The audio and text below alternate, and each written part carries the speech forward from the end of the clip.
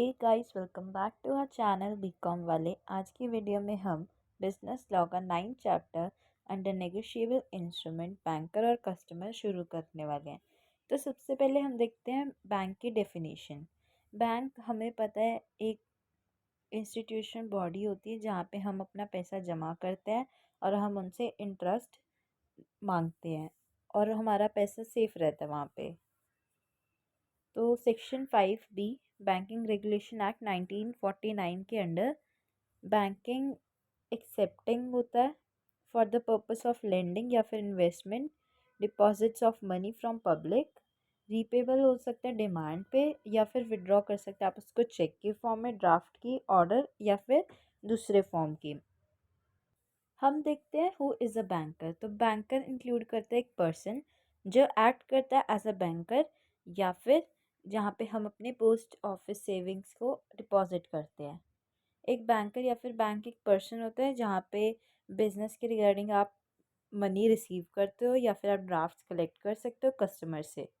तो नीचे कस्टमर की डेफिनेशन दी है कि कस्टमर कौन होता है। तो कस्टमर को आप डिफाइन कर सकते हो जब एक पर्सन अपना बैंक अकाउंट ओपन कर लेता है और जहाँ पे कुछ सॉर्ट ऑफ ट्रांजैक्शन होती है कि जैसे उसने अपना मनी डिपॉजिट कर दिया। कुछ लोग अपना गोल्ड भी बैंक में डिपॉजिट करते हैं या फिर अपनी कोई भी सिक्योरिटी, कुछ इंपॉर्टेंट डॉक्यूमेंट्स वो बैंक में डिपॉजिट करते हैं। तो जो ड्यूरेशन होती है रिलेशनशिप की वो इमटेरियल रहेगी। जो टर्म है कस्टमर वो सिर्फ बैंकिंग पर्पज से रिलेटेड नहीं होती, उसके और भी बहुत सारे मीनिंग्स हो सकते हैं। ये पर्सन हो सकते हैं हु यूज़, हैव यूज्ड या फिर may be using in future कोई भी सर्विसेज जो बैंक प्रोवाइड कर रहा है, जिसके पास राइट है और इंटरेस्ट है जो डराइव हुआ है। थर्ड होता है जिनके पास एडवर्सली इफेक्ट हो सकते हैं जो भी राइट्स और इंटरेस्ट है उसके। नेक्स्ट है बैंकर कस्टमर रिलेशनशिप। तो जो एसेंस है रिलेशनशिप बैंकर और कस्टमर का, वो फैसिलिटी होती है कस्टमर के पास कि वो अपने फंड ड्रॉ कर सके बैंक से बाय इशूइंग चेक। ये प्राइमरी करेक्टरिस्टिक्स है एक बैंकिंग बिजनेस का।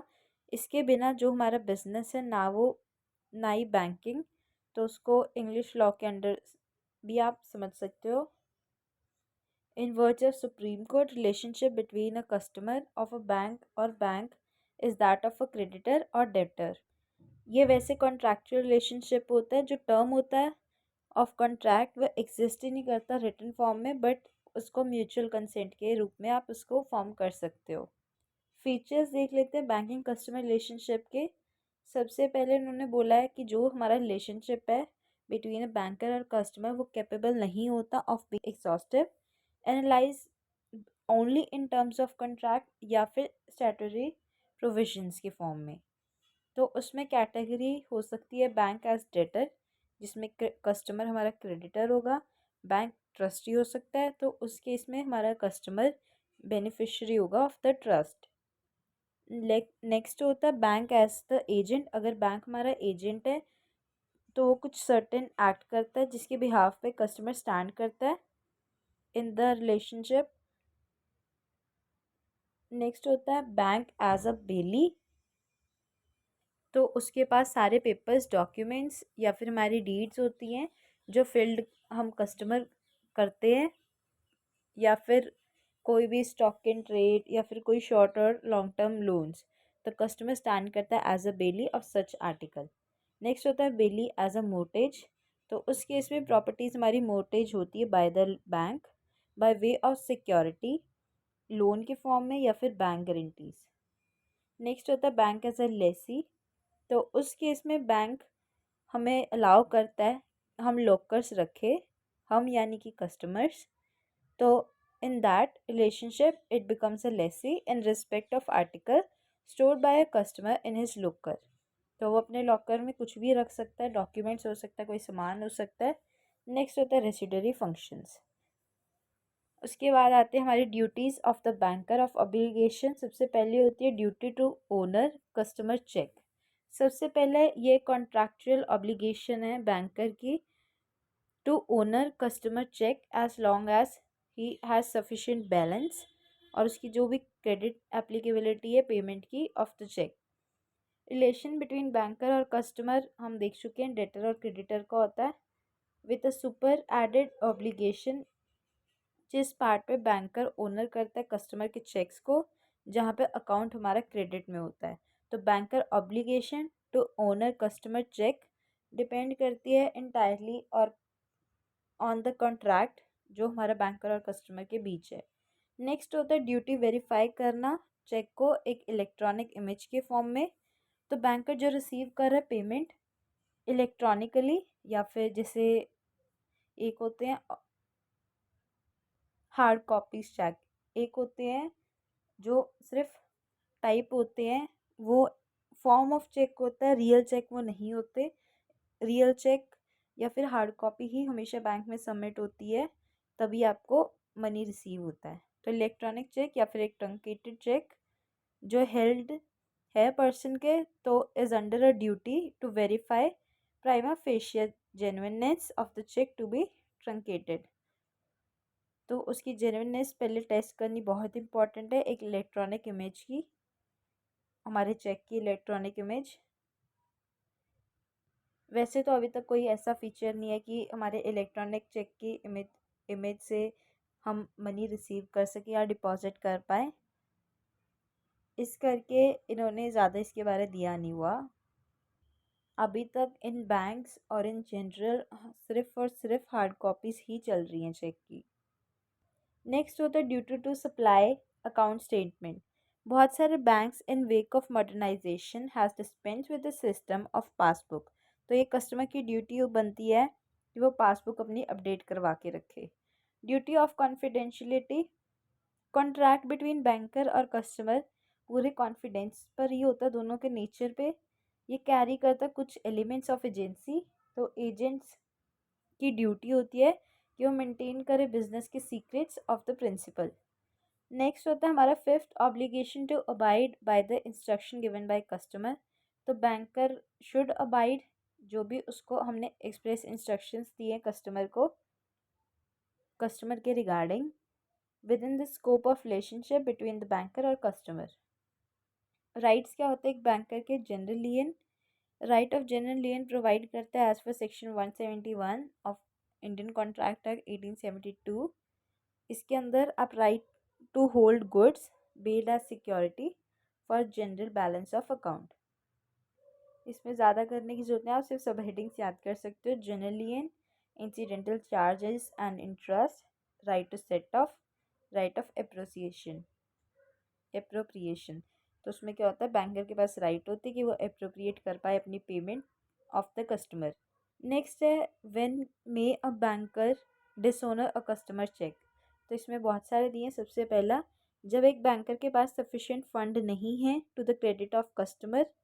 सेकेंड, जब जो हमारे फंड्स हैं to credit of customer are not applicable to payment of cheque, तो मनी जो हेल्ड है हमारे ट्रस्ट में। थर्ड होते हैं जब चेक हमारा एम्बिजियस है या फिर डाउटफुल लेगिलिटी है उसमें, लीगैलिटी। फोर्थ होता है हमारा चेक फटा हुआ है। फिफ्थ है चेक हमारा इरेगुलर है या फिर उसको अच्छे से आपने लिखा नहीं है। नेक्स्ट पार्ट में भी यही है, जब हमारा चेक ड्यूली प्रेजेंटेड नहीं है, आपने कुछ डेट में एरर कर दिया। सेवेंथ होता है कस्टमर के सिग्नेचर प्रॉपर नहीं है। एट्थ में आपने डेट अलग लिख दी। नाइन्थ है कि वो स्टेबल है, स्टेल है, मतलब कि वो एक पर्टिकुलर पीरियड तक होना था, आप उसके बाद उसको डिपॉजिट कर रहे हो। टेंथ होता है वो किसी और बैंक ब्रांच में आपने डिपॉजिट कर दिया। 11th, when an account is in joint name of a few person, तो उन्होंने सबने साइन नहीं किया। 12th होता है उन्होंने एक क्लेम सेट ऑफ कर दिया for the funds of customer, तो उस केस में जो हमारा चेक है उसके अंदर एक्सेस अमाउंट ही नहीं है, उन्होंने 50,000 का चेक फिलअप किया पर उनके अकाउंट में 30,000 ही है। तो when must a bank dishonour a customer's cheque? सबसे पहला, जब एक कस्टमर इंसॉल्वेंट हो जाता है। सेकंड, जब एक कस्टमर काउंटरमैंस जो उसकी पेमेंट है, इसका मतलब क्या होता है कि जो हमने ऑर्डर किया बैंकर को not to honour a cheque, कि हमने बैंकर को बोल दिया कि वो कोई भी चेक ओनर ना करे। थर्ड होता है जब एक बैंकर रिसीव करता है नोटिस एक कस्टमर की डेथ का, but if he pays a cheque before he receives notice, तो उस केस में पेमेंट हमारी वैलिड होगी। Fourth, when the banker receive notice of customer insanity. Fifth, जब एक लीगल ऑर्डर होता है या फिर कस्टमर नोटिस दे रहा बैंकर को कि वो अमाउंट क्लोज कर दे, अकाउंट ही अगर उसने बंद कर दिया तो उस केस में पेमेंट हो ही नहीं पाएगी। सेवेंथ होता है जब कस्टमर नोटिस देता है असाइनमेंट का of credit balance of account. Eight होता है जब बैंकर सस्पेक्ट करता है रीज़न टू बिलीव कि असली रीज़न क्या था। नाइन्थ होता है when the holder gives a notice of loss of cheque to the banker. Next होता है हमारा पेइंग बैंकर और कलेक्टिंग बैंकर। जब एक चेक क्रॉस चेक होता है तो उस केस में पेमेंट पेबल नहीं होती to the counter of bank. Crossing का चेक का मीनिंग ये होता है कि हमने उस चेक को कैंसिल कर दिया। इंस्टेड जब एक कस्टमर प्रेजेंट करते हैं क्रॉस चेक बैंक को, तो वो ड्यूटी होती है बैंक की कि वो क्रेडिट कर दे amount of cheque into account of customer. इन्होंने ही एग्जाम्पल से समझाया है।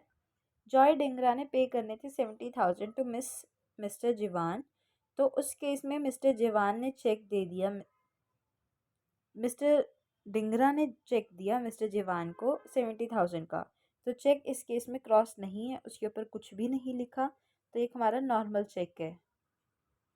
तो उसको आप कैसे लिखोगे, पे टू सेल्फ, और अमाउंट हमारा वही रहेगा। इस केस में मिस्टर जीवान के पास अकाउंट है कैनरा बैंक में, जो उन्होंने नेक्स्ट एग्जांपल दिया है। इस केस में उनके पास बैंक अकाउंट है, पर इस केस में उन्होंने क्रॉस चेक दिया है। एक होता है क्रॉसिंग ऑफ ए चेक कि आपने पूरे चेक पर क्रॉस कर दिया, एक होता है साइड्स पे, वो हम आगे भी देखेंगे। अभी ये वाला साइड पे सिर्फ 2 लाइन्स दिख रही है, तो उसमें उन्होंने लिखा है पे टू मिस्टर जीवान ₹70,000। तो इस एग्जाम्पल में जो हमारा चेक है वो क्रॉस चेक है, तो cheque presented on Canara Bank, तो कैनरा बैंक कलेक्ट कर रहा है, तो वो हमारा कलेक्टिंग बैंकर है। तो चेक शैल बी पे टू एसबीआई, एसबीआई हमारा पेई बैंक है। तो ड्यूटी क्या होती है एक पेइंग बैंक की, बैंकर की ड्यूटी होती है कि वो पे करे एक क्रॉस चेक को only to the another banker, जिन्होंने पे किया एक cheque cross specially only to the banker जिसने वो क्रॉस किया है। तो payment of a cheque cross generally section 126 के अंडर, जब एक चेक को आपने क्रॉस किया जनरली तो वो ड्यूटी बनती है पेइंग बैंकर की to pay such a cheque only to another banker. तो एग्जांपल देख सकते हो आप। तो ये हमारा जनरली क्रॉस चेक है। नेक्स्ट है हमारा प्रोटेक्शन टू पेइंग बैंकर।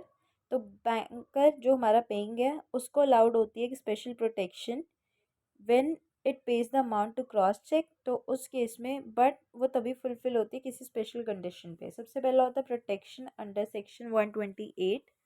तो इस केस में जो हमारा पेई बैंक है, दैट इज़ द बैंक जिसको हमने क्रॉस चेक दिया, वो ड्रॉ करता है payment of cheque in due course, और इस केस में इट इज़ डीम्ड कि जो भी हमने पेमेंट की वो वैलिड पेमेंट है और पेमेंट हमारी रिसीव्ड होती है by the true owner of the cheque.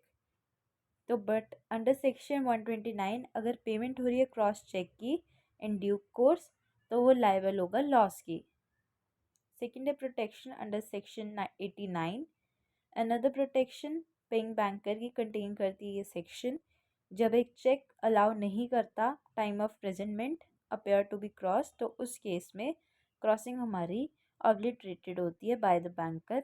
तो उस केस में जो हम पे कर रहे हैं चेक वो गुड फेथ में होना ज़रूरी है विदाउट एनी नेग्लिजेंस, तो ताकि हम उसको डिस्चार्ज कर सके from his liability on the check.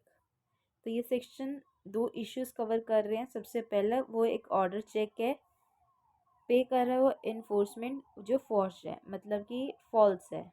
Example से समझते हैं हम।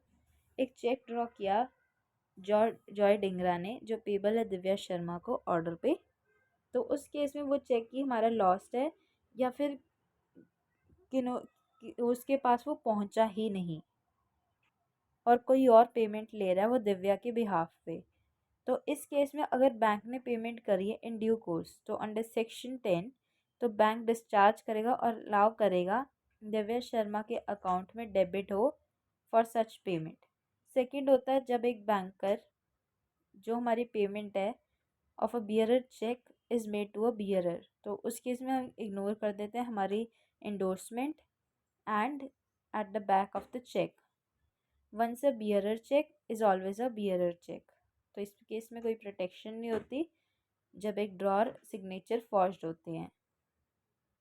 Once a bearer cheque always a bearer cheque. तो इस चैप्टर में इतना ही था, ज़्यादा बड़ा चैप्टर नहीं है, कभी आ गया 5 मार्क्स के लिए, वरना ये चैप्टर बहुत इंपॉर्टेंट नहीं है कि आएगा ही आएगा। इसमें ज़्यादा कुछ समझाने वाला था नहीं, बहुत छोटा ही चैप्टर है। आई होप आपको सब क्लियर है। अगर कुछ डाउट्स हैं तो आप कमेंट सेक्शन में ज़रूर पूछ सकते हैं। Thank you for watching the video. Please like our channel BCom वाले।